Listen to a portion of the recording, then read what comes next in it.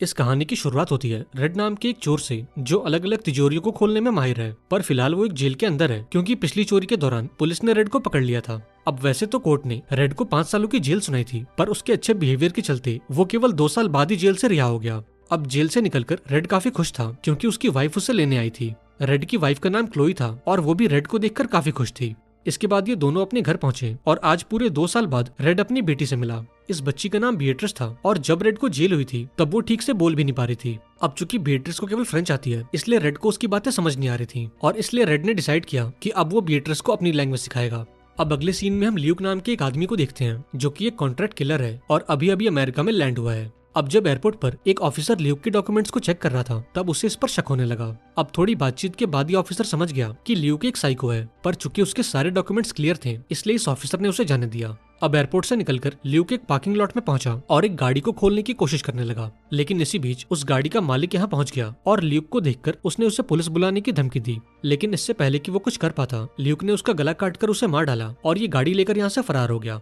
इसके बाद वो एक बार में पहुंचा और जब इस बार के मालिक ने ल्यूक को देखा तो डर के मारे उसके पसीने छूट गए। इस बंदे का नाम टॉम था और वो ल्यूक को पहले से जानता था। अब यहाँ ल्यूक ने टॉम को शांत किया और उससे कहा कि मैं तुम्हें मारने नहीं आया। अब यहाँ यह खुलासा हुआ कि टॉम इल्लीगल गन्स की तस्करी करता है और ये बार उसने केवल दिखावे के लिए खोल रखा है। इसके बाद वो ल्यूक को लेकर छत पर गया और उसे ढेर सारी बंदूकें दिखाई। अब यहाँ ल्यूक को एक स्नाइपर काफी पसंद आई, इसलिए उसने इस बंदूक को आजमाने का फैसला किया। इसके बाद उसने एक आदमी पर निशाना लगाया और बिना कुछ सोचे उसे शूट कर दिया, पर उसे इस बात का बिल्कुल भी अफसोस नहीं था कि उसने अभी अभी किसी की जान ले ली है। अब ल्यूक को ये बंदूक काफी पसंद आई और उसने टॉम से ये बंदूक खरीद ली। इसके बाद ल्यूक इस बार में वापस आया जहाँ टॉम के कुछ दोस्त ल्यूक का मजाक उड़ाने लगे। अब उनकी बातें सुनकर ल्यूक गुस्से से लाल हो गया और अपनी गन निकालकर इन दोनों को शूट कर दिया। अब यहाँ टॉम समझ गया कि अब अगर उसने ल्यूक को नहीं मारा तो वो अपनी जान से भी हाथ धो बैठेगा, लेकिन इससे पहले कि वो ल्यूक को मारता, ल्यूक ने उसका ही काम तमाम कर दिया।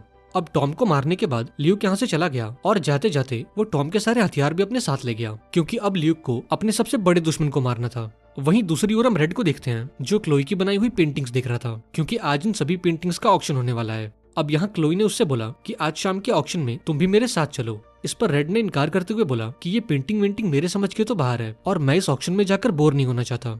लेकिन क्लोई के थोड़ा मनाने के बाद रेड साथ चलने के लिए तैयार हो गया क्योंकि आज का दिन क्लोई के लिए काफी स्पेशल था। इसके बाद क्लोई अपनी आर्ट गैलरी में पहुंची और अपनी सभी पेंटिंग्स को सेट करने लगी। अब यहाँ हम डेरेक नाम के एक आदमी को देखते हैं जो कि इस आर्ट गैलरी का मालिक है और क्लोई का बॉस भी। अब यहाँ डेरेक क्लोई को लेकर अपने ऑफिस में गया और उससे अपने प्यार का इजहार करने लगा। यहाँ डेरेक ने बोला कि मैं तुमसे बहुत प्यार करता हूँ और मैं तुमसे शादी करना चाहता हूँ, लेकिन जब क्लोई ने उसका प्रपोजल ठुकरा दिया तब डेरेक उसे यहाँ वहाँ टच करने लगा। अब यहाँ क्लोई ने उसे धमकाते हुए बोला कि शायद तुम मेरे हस्बैंड को नहीं जानते और अगर उसे पता चला कि तुमने मुझे छूने की कोशिश की है तो वो तुम्हें जान से मार देगा। अब क्लोई की बातें सुनकर डेरेक भी काफी नाराज हो गया और उससे बोला कि शायद तुम ये भूल रही हो कि मैंने तुम्हारी पेंटिंग्स पर कितने पैसे इन्वेस्ट किए हैं और आज शाम के ऑक्शन में अगर तुम्हारी सारी पेंटिंग्स नहीं बिकी तो तुम्हें मेरे पैसे लौटाने होंगे और अगर तुमने वो पैसे नहीं दिए तो मैं तुम्हारे ऊपर केस कर दूंगा। वहीं दूसरी ओर हम रेड को देखते हैं जो अपने एक दोस्त से मिलने पहुंचा। इस बंदे का नाम लिरॉय था और किसी जमाने में ये दोनों एक साथ मिलकर चोरी किया करते थे, पर जब रेड जेल में गया तब लिरॉय ने ये छोटी सी दुकान खोल ली। अब जेल जाने से पहले रेड और लिरॉय ने मिलकर $5 लाख की चोरी की थी और चूंकि वो सारे पैसे बॉन्ड्स के फॉर्म में थे इसलिए कोई इन पैसों को ट्रैक नहीं कर सकता था। अब रेड यहाँ इसलिए आया था ताकि वो इन पैसों में अपना हिस्सा ले सके, पर इससे पहले कि ये दोनों बात कर पाते एक दूसरा बंदा शॉप के अंदर आ गया। इस बंदे का नाम अर्नेस्टो था और ये पेशे से एक पुलिस वाला है और ये वही बंदा है जिसकी पैरवी के चलते रेड को जेल से बेल मिली थी। दरअसल अर्नेस्टो पिछले कई दिनों से रेड का पीछा कर रहा है और रेड की हरकतों को देखकर उसे इस पर शक हो रहा था, इसलिए अर्नेस्टो ने रेड की अच्छे से तलाशी ली, पर जब उसे रेड के पास से कुछ नहीं मिला तो वो उसे वॉर्न करके यहाँ से चला गया। अब अर्नेस्टो के जाने के बाद लिरॉय ने एक सीक्रेट दरवाजा खोला और रेड को लेकर बेसमेंट में चला गया। इसके बाद उसने रेड को एक बड़ी सी तिजोरी दिखाई और उसे बताया कि वो सारे बॉन्ड्स इस तिजोरी के अंदर मौजूद हैं। अब यहाँ लिरॉय ने रेड को चैलेंज किया कि वो बिना चाबी के इस तिजोरी को खोल कर दिखाए क्योंकि लिरॉय को लग रहा था कि जेल में 2 साल बिताने के बाद रेड का टैलेंट अब फीका पड़ गया होगा। अब रेड ने भी इस चैलेंज को एक्सेप्ट किया, पर काफी कोशिश के बाद भी वो इस तिजोरी को नहीं खोल पाया। अब यहाँ लिरॉय ने उसे दिलासा देकर कहा कि तेरी बस प्रैक्टिस छूटी है और बहुत जल्द तू इन तिजोरियों को दोबारा से खोल पाएगा। इतना कहकर उसने अपनी चाबी से इस तिजोरी को खोल दिया और रेड को वो सारे बॉन्ड्स दिखाए। इसके बाद ये दोनों उस आर्ट गैलरी में पहुंचे और इन दोनों को यहाँ देखकर क्लोई काफी खुश हुई। अब इस ऑक्शन में अर्नेस्टो भी मौजूद था क्योंकि सरकार ने उसे रेड के ऊपर नजर रखने को कहा था। इधर इस ऑक्शन में किसी को भी क्लोई की पेंटिंग्स पसंद नहीं आ रही थी और उनके हिसाब से ये पेंटिंग्स काफी बोरिंग और सिंपल थी। अब अपनी पेंटिंग्स के बारे में ऐसी बातें सुनकर क्लोई को काफी बुरा लग रहा था और उसे डर था कि अगर उसकी पेंटिंग्स नहीं बिकी तो उसे डेरेक के सारे पैसे लौटाने होंगे। वहीं दूसरी ओर हम बीएट्रिस को देखते हैं जो फिलहाल अपने घर पर थी और अपनी मेड के साथ गेम्स खेल रही थी। अब इसी बीच इनके घर की घंटी बजी और जब इस मेड ने दरवाजा खोला तब उसने घर के बाहर ल्यूक को देखा। अब इस मेड ने ल्यूक को रोकने की कोशिश की पर वो घर के अंदर घुसने लगा। ये देखकर इस मेड ने एक चाकू उठा लिया ताकि वो ल्यूक को डरा सके, पर यहाँ ल्यूक ने भी अपना हथियार निकाल लिया और बड़ी आसानी से इस मेड का काम तमाम कर दिया।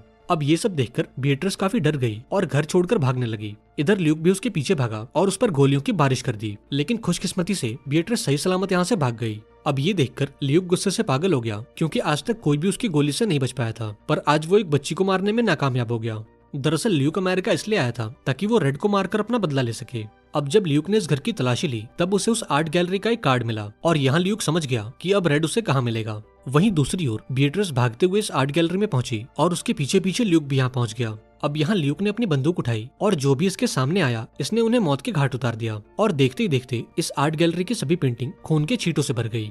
अब ये देखकर अर्नेस्टो ने भी अपनी बंदूक निकाली और ल्यूक को शूट करने लगा, पर अब ल्यूक के सर पर भूत सवार था और वो हर हाल में रेड को मारना चाहता था। अब इस गोलीबारी के बीच एक गोली लिरॉय को लग गई और वो बहुत ही बुरी तरह से घायल हो गया। अब जब रेड ने उसे हॉस्पिटल ले जाने की बात कही तो लिरॉय ने इसके लिए मना कर दिया क्योंकि वो समझ चुका था कि अब उसके पास ज्यादा वक्त नहीं है। इसलिए उसने रेड को उस तिजोरी की चाबी दी और उसके हाथों में अपना दम तोड़ दिया। अब यहाँ रेड ने वो चाबी उठाई और अपनी बेटी और वाइफ को लेकर यहाँ से भाग गया, पर अब ल्यूक ने भी इन्हें भागते हुए देख लिया और इनकी गाड़ी पर गोलियां बरसाने लगा। लेकिन खुशकिस्मती से रेड और उसका पूरा परिवार सही सलामत यहाँ से निकल गया। अब यहाँ क्लोई ने रेड से उस आदमी के बारे में पूछा और यहाँ रेड ने उसे पूरी बात बताई। दरअसल रेड की पिछली चोरी में ल्यूक का भाई भी इनके साथ था और जब पुलिस इन्हें पकड़ने पहुंची तब गोलीबारी के दौरान ल्यूक के भाई की मौत हो गई और अब ल्यूक को ये लग रहा था कि उसके भाई की मौत का जिम्मेदार कोई और नहीं बल्कि खुद रेड है। अब यहाँ रेड ने बताया कि ल्यूक एक बहुत ही खतरनाक आदमी है, इसलिए हमें जल्द से जल्द ये शहर छोड़कर भागना होगा। इसके बाद रेड ने क्लोई को उन बॉन्ड्स के बारे में बताया जो उसने और लिरॉय ने मिलकर चुराए थे। यहाँ रेड बताता है कि वो बॉन्ड्स अब भी सही सलामत हैं और जेल जाने से पहले हम दोनों ने ये अफवाह फैलाई थी कि वो बॉन्ड्स जलकर राख हो चुके हैं। इस पर क्लोई ने उससे बोला कि हमें जल्द से जल्द उन बॉन्ड्स को कैश में कन्वर्ट करना होगा क्योंकि अगर हमने ऐसा नहीं किया तो मेरा बॉस हमें जेल भेज देगा क्योंकि आज हमारी वजह से उसकी आर्ट गैलरी की धज्जियां उड़ गईं। इसके बाद रेड अपनी फैमिली को लेकर लिरॉय की दुकान पर पहुंचा और अपनी फैमिली को गाड़ी में छोड़कर वो उन बॉन्ड्स को लेने चला गया। अब यहाँ क्लोई और बीएट्रिस रेड का इंतजार कर रहे थे कि तभी यहाँ ल्यूक आ गया। अब यहाँ ल्यूक ने इन पर अपनी बंदूक तान दी और इन्हें शॉप के अंदर ले गया। इधर रेड ने उन सभी बॉन्ड्स को निकाल लिया, लेकिन अब ल्यूक को देखते ही वो समझ गया कि अब वो किसी को भी जिंदा नहीं छोड़ेगा। इसलिए रेड ने ल्यूक से बोला कि ये सारे बॉन्ड्स तुम रख लो और चाहे तो मुझे भी मार दो, लेकिन मेरी फैमिली को यहाँ से जाने दो। इस पर ल्यूक ने बोला कि तुम इन बॉन्ड्स की फिक्र मत करो, तुम्हें मारने के बाद ये बॉन्ड्स मैं वैसे भी ले लूंगा। अब यहाँ रेड ने ल्यूक को समझाने की कोशिश की, पर ल्यूक ने बिना कुछ सोचे उसे गोली मार दी। अब इस भगदड़ के दौरान रेड की बेटी उस तिजोरी के अंदर चली गई और ये देखकर ल्यूक ने उस तिजोरी को बाहर से लॉक कर दिया ताकि दम घुटने से बीएट्रिस की मौत हो जाए। इधर क्लोई ल्यूक से बचकर भागने लगी, पर बदकिस्मती से ल्यूक ने उसे भागते हुए देख लिया और वो उसका पीछा करने लगा। अब थोड़ी देर बाद ल्यूक ने क्लोई को पकड़ लिया और उसके सर पर हमला करके उसे बेहोश कर दिया। वहीं दूसरी ओर हम रेड को देखते हैं जो अभी भी जिंदा है और जो गोली ल्यूक ने उस पर चलाई थी वो गोली उस तिजोरी की चाबी में लगी थी। इसके बाद रेड ने उस तिजोरी को खोलने की कोशिश की, पर गोली लगने के चलते ये चाबी पूरी तरह से बेकार हो गई थी। अब यहाँ उसने बीएट्रिस से बोला कि तुम डरो मत, मैं बहुत जल्द तुम्हें यहाँ से बाहर निकाल लूंगा। अब इसी बीच ल्यूक यहाँ पहुंच गया और उसने रेड पर हमला कर दिया। इसके बाद उसने अपनी बंदूक निकाली, लेकिन इससे पहले कि वो रेड को मार पाता अर्नेस्टो इस शॉप के अंदर आ गया और ल्यूक पर अपनी बंदूक तान दी। लेकिन यहाँ ल्यूक ने डरने के बजाय अर्नेस्टो के ऊपर भी हमला कर दिया। अब ये देखकर अर्नेस्टो ने गोली चलाई और ल्यूक को बहुत ही बुरी तरह से घायल कर दिया। अब यहाँ ल्यूक समझ गया कि अब उसका बच पाना इम्पॉसिबल है, इसलिए उसने अपनी जेब से 2 बॉम्ब्स निकाले और बिना कुछ सोचे उन दोनों बटन्स को दबा दिया। अब ल्यूक के ऐसा करने से यहाँ एक जोरदार धमाका हुआ, पर यह धमाका इतना भी बड़ा नहीं था कि वो यहाँ मौजूद बाकी लोगों को मार सके। इसलिए ल्यूक तो इस धमाके में मारा गया, पर वहाँ मौजूद बाकी लोग जिंदा बच गए। लेकिन बदकिस्मती से रेड ने जिन बॉन्ड्स को चुराया था वो इस धमाके में जलकर राख हो गए। अब यहाँ रेड ने देखा कि बीएट्रिस अभी उस तिजोरी के अंदर जिंदा है, इसलिए वो फटाफट से इस तिजोरी को खोलने में लग गया। अब चूंकि रेड के पास इस तिजोरी की चाबी नहीं थी, इसलिए वो लॉक्स की आवाजों को सुनकर इस तिजोरी को खोलने की कोशिश करने लगा। अब काफी मशक्कत के बाद आखिरकार रेड ने इस तिजोरी को खोल दिया और अपनी बेटी को बचाने में कामयाब हो गया। लेकिन यहाँ रेड समझ चुका था कि अब अर्नेस्टो उसे गिरफ्तार कर लेगा, इसलिए उसने बिना कुछ बोले अपने आप को पुलिस के हवाले कर दिया।